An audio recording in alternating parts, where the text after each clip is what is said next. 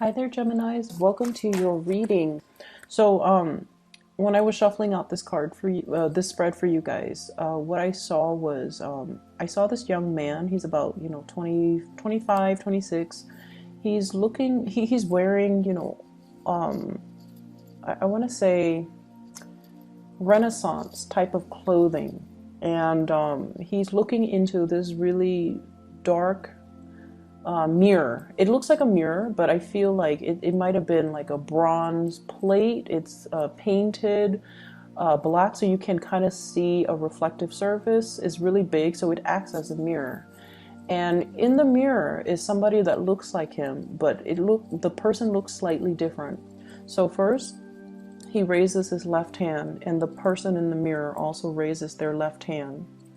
And then he raises his right hand, and then he mutters something, and the other person also in the mirror also raises their right hand. And then I'm thinking about oath, swearing in, doing an oath, swearing to tell the truth, things like that.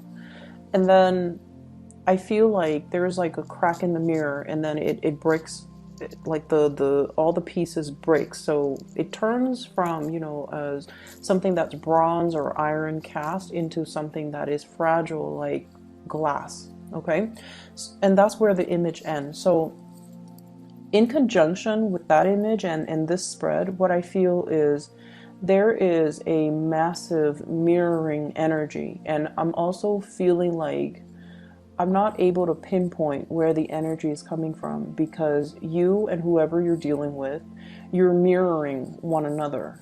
Okay, if they're gonna fight dirty, I'm gonna fight dirty. If they're gonna be nice to me, I'm gonna be nice to them. So there's that element that I'm seeing here. So first of all, um, let me talk about something that can be. It's almost like anticipating that there's going to be conflict in the future, and you're bracing yourself for impact. I feel like you are very tense, and I see you as being in a situation where you don't know what's going to happen, but you're bracing for impact. It's almost like you don't want to be there. You don't want to deal with this confrontation.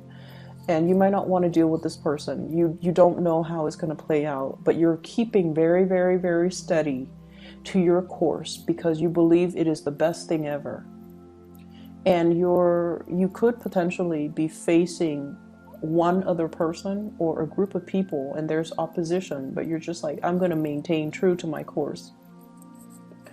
And I see like a courtroom, that whole swearing in, promising to be honest and truthful, and to be able to relay information that represents the truth. So I see something like that, possibly a court date with another person, possibly being called to court to summon to tell your side of the story.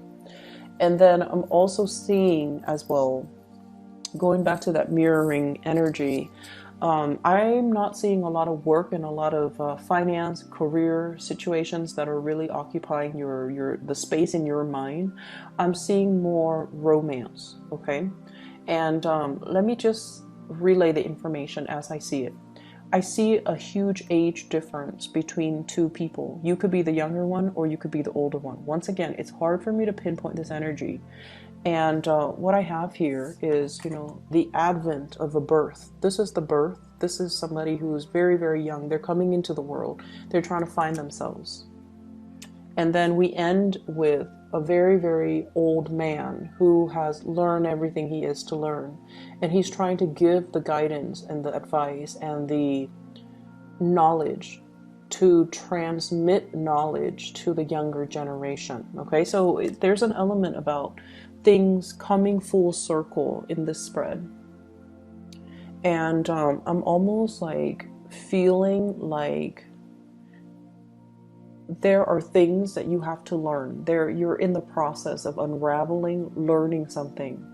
And when we are in a learning environment, we have to, be defenseless. We have to also understand that I'm not an expert in my field. So I need to humble myself to take other people's advice. I need to humble myself to accept the fact that I don't know everything, and to listen to people's sage advice, to listen to people that are experts in their field, and to listen to people that have good reputation as being somebody who's, well respected, and they're known to give unbiased advice, or they're, just experts in their field. They know what they're talking about. I need to operate from that space where I'm open and receptive to new information, new ways of doing. And, I can still be critical of the information I'm getting, but I need to consult the right sources and the right types of people in order for me to, grow as a person. So I'm seeing here there is a lot of potential for growth, from this infant stage. And so when we're approaching life and the new year from this stage of infancy, we need to be receptive, and we need to let information come in, and we need to let our defenses, our guard down, and accept the information that's coming in. So maybe there's a different way to do things that doesn't have to be conflictual. Maybe there's a wiser, a more exalted way to do things, where we can give of ourselves, where we can transfer knowledge, where we can allow new situations to thrive. Okay, so steering away from conflict and moving towards a situation where it's almost like making that sacrifice, letting the ego aside in order to allow new things to thrive, in order to allow new opportunities for new people to come into the picture. So that's what I'm sensing here. And I feel, once again, going back to that initial message that I got off track on, there is a relationship here where there's an age difference. And the reason I bring this up is a lot of the times age gaps, can indicate a generational rift between two people.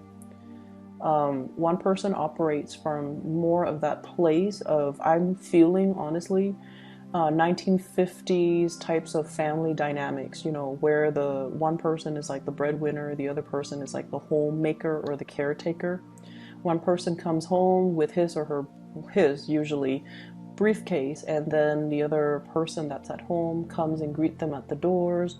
The kids are always properly dressed, they're clean, they there's possibly going to sermons, on the weekends, on Sundays. So that's the type 1950s Americana type of a family dynamics that I'm seeing. One person might be used to that or might want that.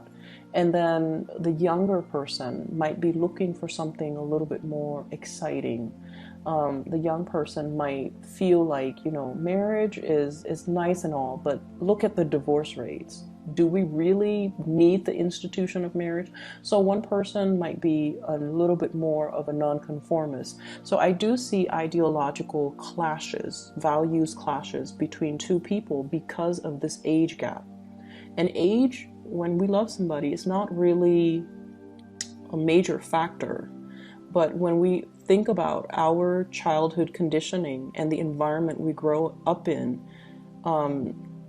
the age gap can create rifts further down the line, okay? Just based on our worldview of the generation that we grow up in. I mean, look at the new generation. They're so inundated with electronics, and there's like really high rates of, ADD amongst children. So we have to factor these things into the dynamics of the relationship, and we have to really understand where the other person's coming from, okay? And so I see this this attraction, and I see a major age gap. And then I also feel like for many of you, there might also be age gaps in your existing relationship that creates conflicts, that disallows you to see eye to eye with one another. And I feel like there is a very brazen, bold communication that came through from somebody. It could be from your end, it could be from your partner. Bold, brazen communication that was like stark, naked truth. And the reason I say that is because of this card. Okay, so this is here, is equivalent to the Page of Swords. This is like bold, brash communication, and I don't feel that is brash, but I feel like somebody is putting everything on the line. I mean, he's got nothing left to lose, and he's in a little bit of an interesting situation. Okay, so somebody is offering you possibly an interesting proposal, and you might sit with this information and you don't know what to do with it. And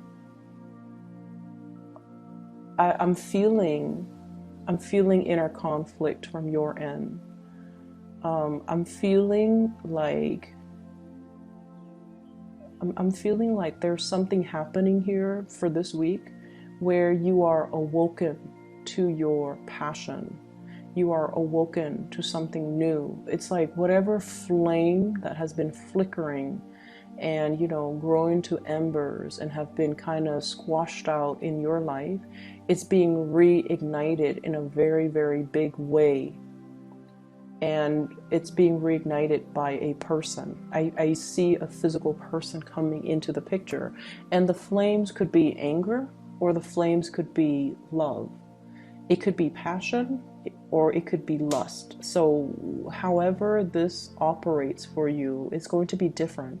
But I definitely see a spark of passion, of something that you thought, it's done and over with, it's gone.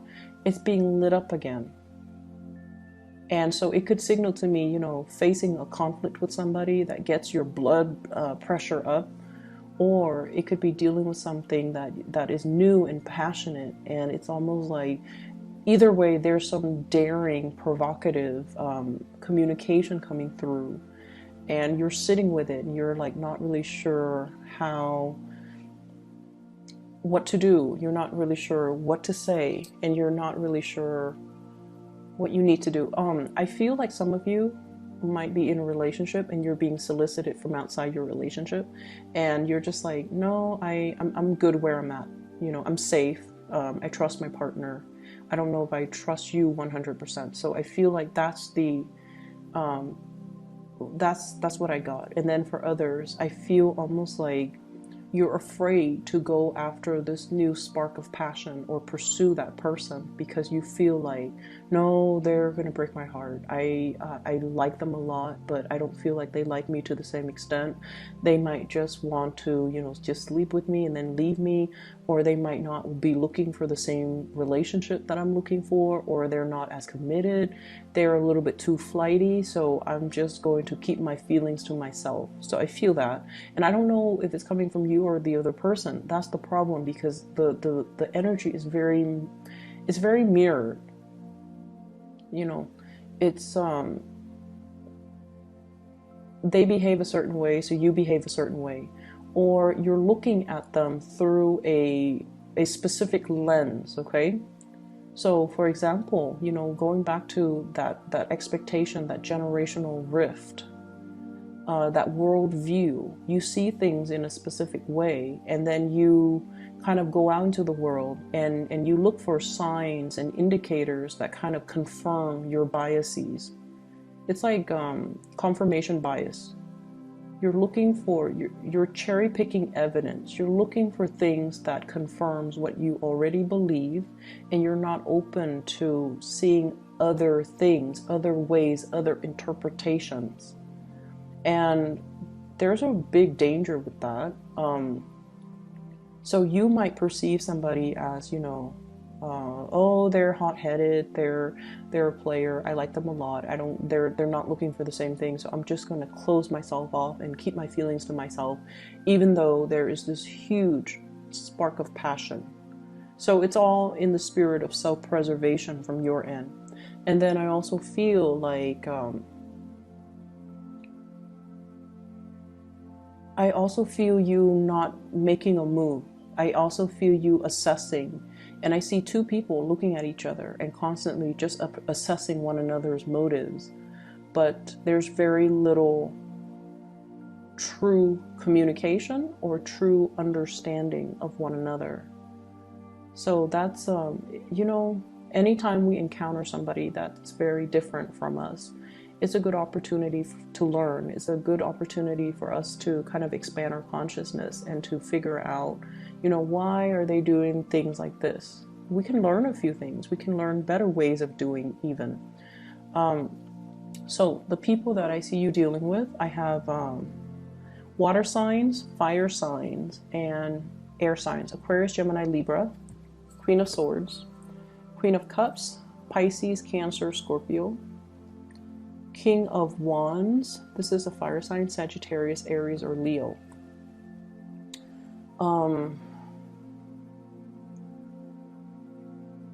I'm seeing somebody. I feel like, okay, so with the water sign, seems like there is a little bit of an ego clash, ego conflict. One person, like different interests, you know, one person wants to do this, the other person doesn't find that entirely interesting. This is somebody who's a little bit more of a homebody. They're not in particular adventurous.